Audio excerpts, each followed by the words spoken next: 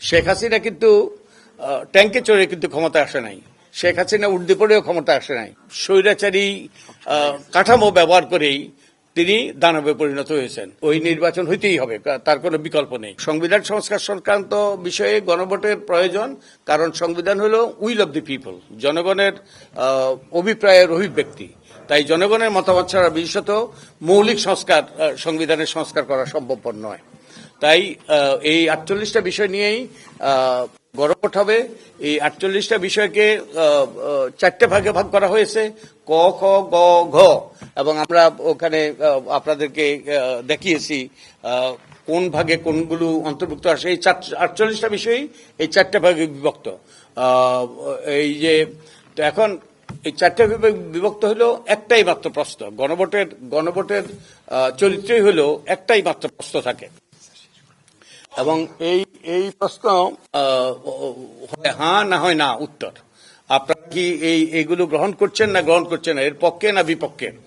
Vote দেবেন না হয় না ভোট দেবেন। হ্যাঁ ভোট দেওয়া মানে আপনি সংস্কারের পক্ষে, আর হ্যাঁ না ভোট দেওয়া মানে আপনি যে অবস্থা বিরাজ করছে সেটাই আপনার কাছে গ্রহণযোগ্য। নুডলস খান নাই তো নুডলসই খান নাই। শেখ হাসিনা কিন্তু ট্যাঙ্কে চড়ে কিন্তু ক্ষমতা আসে নাই। শেখ হাসিনা উর্দি পড়েও ক্ষমতা আসে নাই। শেখ হাসিনা এসে কিন্তু সংবিধান বাতিলও করে দেয় নাই, যদিও সংবিধান আমূল পরিবর্তন করেছে, পুনর্লিখন করেছে পঞ্চদশ সংশোধনীর মাধ্যমে। কিন্তু শেখ হাসিনা সেই স্বৈরাচারী কাঠামো ব্যবহার করেই তিনি দানবে পরিণত হয়েছেন। তো এই যদি স্বৈরাচারী কাঠামো যদি অব্যাহত থাকে, তাহলে পরবর্তীতে যারা ক্ষমতা আসে তারাও স্বৈরাচারী হওয়ার সম্ভাবনা উড়িয়ে দেওয়া যায় না। তবে এই গণভোটে হ্যাঁ উত্তর হলেও এবং এগুলো সংবিধানে অন্তর্ভুক্ত হলেও যে এগুলো যে আমাদের স্বৈরাচারী ব্যবস্থাকে থেকে আমরা পুরোপুরি মুক্ত হব তা নয়, কারণ এর উপর এটা নির্ভর করে বহুলাংশে আমাদের গণতান্ত্রিক মূল্যবোধের উপর, আমাদের রাজনৈতিক সংস্কৃতির উপর। আমরা যদি গণতান্ত্রিক মূল্যবোধ প্রদর্শন না করি তাহলে সুষ্ঠু নির্বাচন হবে না। আমরা যদি রাজনৈতিক সংস্কৃতি পরিবর্তন না আনি তাহলে আমাদের সুষ্ঠু নির্বাচন এবং গণতান্ত্রিক উত্তরণ হবে না। তাই আমাদের বহুলাংশে কিন্তু আমাদের রাজনৈতিক দলগুলোর কোর্টে।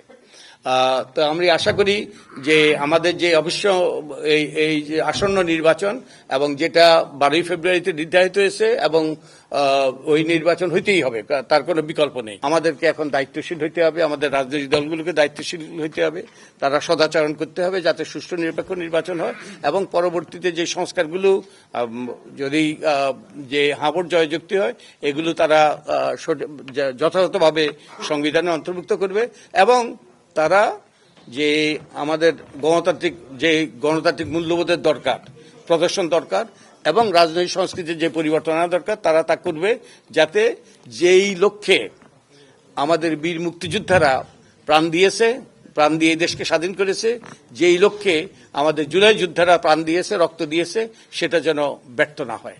তো আমরা আশা করি যে আমরা সকলেরই এই দায়িত্ব আছে। বস্তুত এখন আমরা যে কাজটা করার চেষ্টা করছি সুজনের পক্ষ থেকে, আমরা বলি দায় মুক্তির অভিযাত্রা। আমরা 71 সনে যে আকাঙ্ক্ষা নিয়ে স্বাধীন হয়েছিল সেটা কিন্তু সফল হয়নি, গণতন্ত্র হয়নি, তারপরে এই যে ধর্মনিরপেক্ষতা হয়নি, তারপরে সমাজতন্ত্র হয়নি, এগুলো হয়নি। তারপর 90-এর 3 জোটের রূপরেখা ওটাও বাস্তবায়িত হয়নি এবং এটাও এখন হাতছাড়া। এই যে 90-এর যে গণ অভ্যুত্থান এই যে জুলাইয়ের যে গণ অভ্যুত্থান এর যে আকাঙ্ক্ষা এটাও ব্যাহত হওয়ার সম্ভাবনা। তাই আমরা যদি আমাদের করণীয় আছে, আমরা যারা বেঁচে আছি আমরা প্রাণ দিতে পারতাম এবং আমাদের সহযাত্রীরা অনেকে প্রাণ দিয়েছে, তাই তাদের রক্তের ঋণ শোধ করার জন্য আমাদের এটা হলো দায় মুক্তির অভিযাত্রা বলে আমি মনে করি।